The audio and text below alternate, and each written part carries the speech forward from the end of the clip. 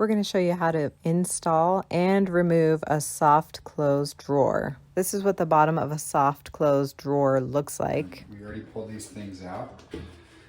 These go in and out. We're going to pull them out. And we're going to line this up and we're just going to gently put it on its groove.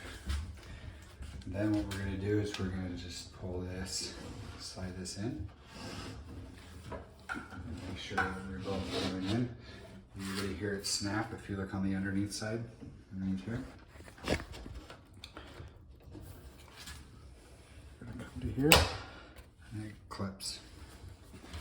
It helps if you put your hand in the back side, or you can just pull it from the front, and it clips.